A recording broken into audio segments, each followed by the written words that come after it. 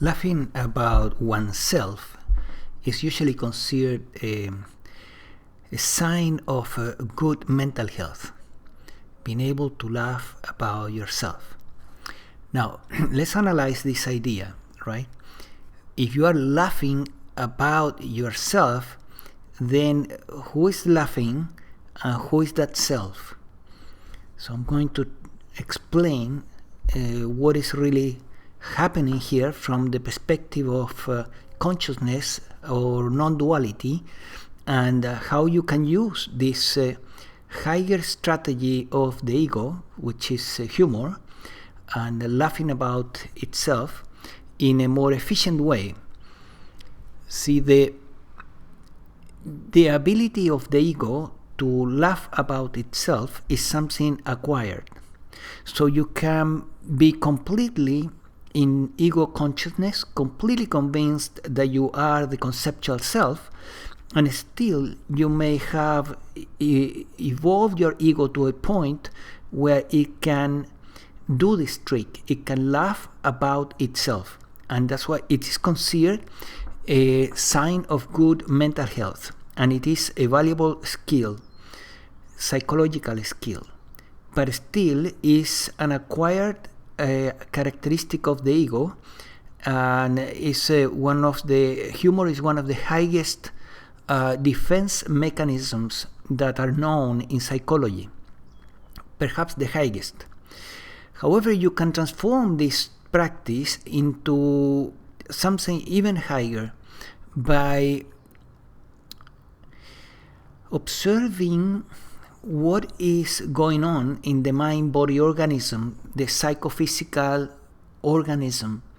And when you, as the observation, identified with the observation, you identify something in the mind-body organism that is negative or painful, then you tease the organism and you laugh about it.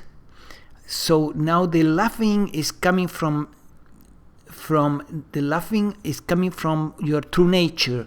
You begin to identify and connect yourself with your true nature and disidentify yourself with the mind-body organism, which of course it will always be somewhat laughable, meaning it will always have neuroses and negative elements that are not ideal, and that can be a source of fun instead of a source of shame or guilt.